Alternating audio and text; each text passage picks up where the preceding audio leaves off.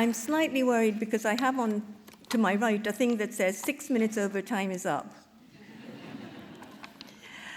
Your Excellencies, distinguished guests, good afternoon.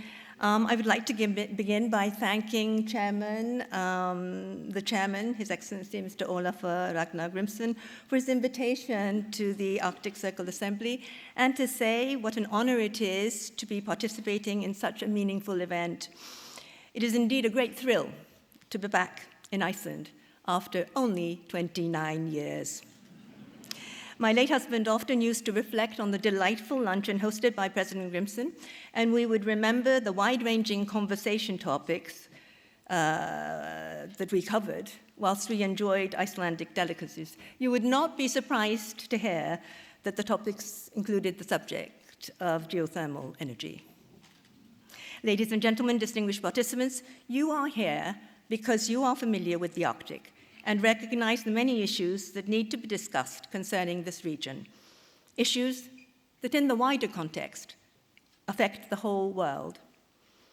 I cannot lay claim to any professional knowledge or expertise, but I have served as the Honorary President of BirdLife International since 2004 and have spent much time with conservationists and ornithologists, both in the field and in many meeting rooms. And since my visit to Baffin Island, Nunavut in Canada, Greenland, and of course Iceland, I have met many scientists who specialize in the polar regions, and thanks to them, have attended many symposia and meetings. In other words, I have spent nearly 30 years in the company of such learned experts, and as you may imagine, that has provided me with a lot of food for thought. So today, I will not be presenting the official position of any organization, country, or region. You will have many people, much better qualified than me, to do that later.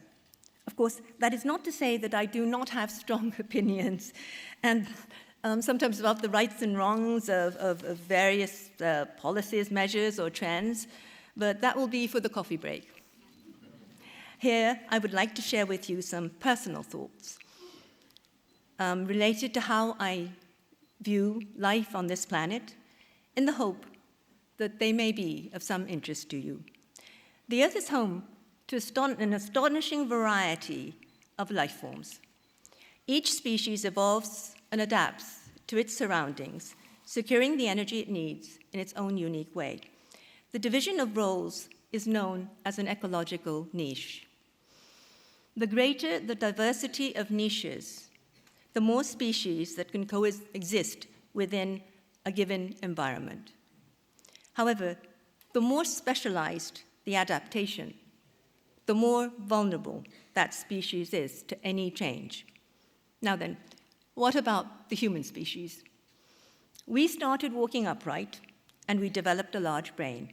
Unlike other species, we did not adapt our bodies to any ecological niche, but used our large brain to craft tools, make clothing, and build strong shelters.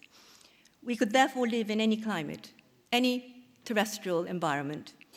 We discovered fire and learned to use it. We devised transportation. We grew crops, domesticated animals, grew in number, and we spread. Now, the whole world has become our habitat.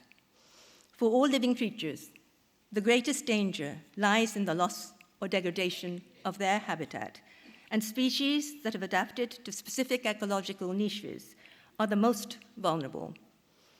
Human activities affect the remotest corners of the Earth. The human species has become a threat to the existence and survival of other life forms, and also a threat to itself. In May 2025, the rate of Greenland ice melt surged 17 times faster than the normal rate amid record Arctic heat. The global temperature has continued to be well above average. Implications include the increased rate of sea level rise, the flooding of low-lying areas, for instance, in rice-growing areas of Southeast Asia, and the resultant food crises. It includes the melting of sea ice in the Arctic, not only leading to the opening of the Northwest Passage for shipping, but also to coastal erosion and release of methane, a greenhouse gas that only reinforces global temperature rise. And changes in the wider environment as new temperature regimes alter ecological niches, driving some species into new areas and other species simply to extinction. Since 1958, we have a continuous record of the CO2 content of the atmosphere, the Keeling curve. It is rising all the time, apart from seasonal fluctuations, which is a demonstration of our abject failure to reduce emissions. Throughout Earth's long history, there have been alternating periods of glaciation and warmth. However, the recent and seemingly abnormal climatic shifts cannot but be seen as a manifestation of human-induced global warming. Over many years, I have had the privilege to observe and support education and research concerning both the Arctic and the Antarctic. I have spent time with Indigenous peoples of various regions, particularly in Nunavut and Greenland. And most recently, during the Te Aratini Indigenous Peoples Week at Expo in Osaka. And I am always struck by the similarities between their traditional beliefs and that of the Japanese. The lives and cultures of indigenous peoples whose lifestyles are rooted in coexistence with nature are a global heritage that provide us with insights on how to have a more sustainable relationship with Earth.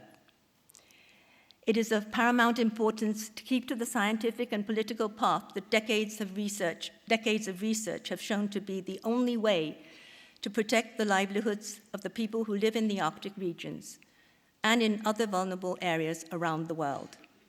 Indeed, it is the only way to save our planet, and we have come so far down a dangerous path that every single mistake we make now could be lethal. In facing these challenges, the role of polar educators, those who bridge the worlds of science, indigenous knowledge, and the public, is of immense importance. This is a polar educator occasion. The Arctic Circle Assembly includes government officials, companies, researchers, environment conservation organizations, activists, indigenous peoples, all committed to engaging in fruitful discussions to ensure that the Arctic remains a region of peace and cooperation. Surely, we should be able to use our big brain to find a good solution. Surely, if we can send people to the moon, we should be able to find ways to protect the environment in which we thrive. It is a truly beautiful planet. Why would we want opportunities? Why would we waste opportunities to keep it that way? In getting this message across, I believe that it is the polar educators who have the most vital role to play.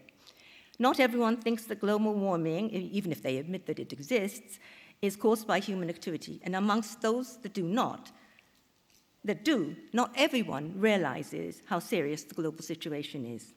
Who better than the polar educators to sound the alarm and muster the evidence to convince the rest of the world to change its ways? If every one of us could temper, even slightly, our pursuit of convenience, comfort, or profit, we might yet preserve the balance of our nature's ecosystems. Doing something, however small, is always better than doing nothing. It's not too late, but we have less and less time left, so I do hope that the energy emitted here in this iconic Harbour Concert Hall and Conference Center will be harnessed to maximum effect for the good of our planet Earth. Thank you. The Imperial Protocol in Japan is such that there are very few visits every year that members of the Imperial family make. So we are extremely honored, and I think it's an important signal to the Arctic Circle Assembly and to the Arctic peoples as such, that you accepted our invitation to be here with us and share with us your message. I think it is in many ways a very strong signal from Japan. But also, as we both know and you just mentioned, when your late husband, the Prince, and you came to Iceland in 1996 in the fall, you were the first foreign visitors I received as a newly elected president, and you were on your way to Greenland. And in 1996, for such prominent members of the imperial family in Japan to travel to Iceland and Greenland was highly unusual, not just for the imperial family in Japan, but almost for anybody else in the world. And although I have not done a research on it, I think you were probably the first royals, apart from the Danish family, ever to turn up in Greenland. So let me ask you this. When you traveled to Greenland with your husband, both of you young at that time, what was your impression of Greenland? Are you willing to share that with us in this way? Yes. I think you just speak into it. I think I speak into it? Yeah. It goes on? Yeah. I just realized you're seeing some of my photographs. Just off the point, not answering the question. In fact, I'm also an avid amateur bird photographer. I will be going out tomorrow to do some photographing of birds here. But that's why you're seeing these. My husband and I had been to the northern part, to Baffin Island. It was not Nunavut yet. And so we had been to the Arctic North. And that was because my husband had studied for 3 years at Queen's University in Kingston, Ontario, Canada. And so we went to the Canadian North. And we had heard all sorts of stories about the fact that the western side of Greenland had much in common with the Inuit of Baffin Island. So when I arrived, and I arrived on the eastern side of Greenland, I was rather surprised to see that the culture there was different. The language was different. Not that I understand the Inuit language that well, but simple words were different. The costumes of the women were different. And I had never seen such a big expanse of ice before. We were there at the beginning of September. The aurora was absolutely gorgeous. But I was also surprised that the snow that we have in Japan will absorb sound. But because it is ice, it doesn't absorb sound. Actually, it's quite, it's almost like metallic. You hear a lot of sound, and that surprised me. Mm. We discussed this a little bit when you arrived. And your officials pointed out that when Crown Prince Haakon and Crown Princess Victoria came here and spoke, they didn't take questions. But so let me have some lights in the hall. And it might be risky for me personally in the imperial household to put the questions, but I hope it will not be risky for you. So let's see if there's anybody in the hall who wants to use this unique, absolutely unique opportunity of putting a question, not just to the imperial family of Japan, but all the entire royal families in the world. So, don't be polite. I mean, where do we, yes, okay, yes. Highness, thank you very much. My name is Meade Treadwell. I'm from Alaska. I just wanted to first say that Japan helped create Arctic cooperation from the Northern Region Center in Hokkaido. And among the early projects of regional governments, the Northern Forum, was the migratory cranes that moved back and forth between Alaska, Eastern Siberia, and Japan, and cranes are revered in Japan. I wanted to ask if in your conservation efforts, you've looked also at the fisheries in the North Pacific, because we are having a crisis in the Arctic with the return of salmon, which may be related to genetics, may be related to bycatch, may be related to Russian activities. And the birds and the fish come together. And this is an issue that affects many people in the Arctic? Thank you for your question. Because I'm the honorary president, a lot of things come as reports in my direction, and we have specialists that are involved in different aspects of it. And I'm sorry, I'm not trying to evade the question, but I don't actually know the specifics.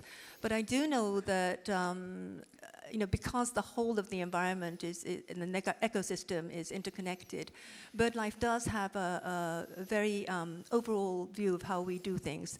So we do work on 4 pillars of species and sites and of systems, and we try and make sure that we cover all sorts of things.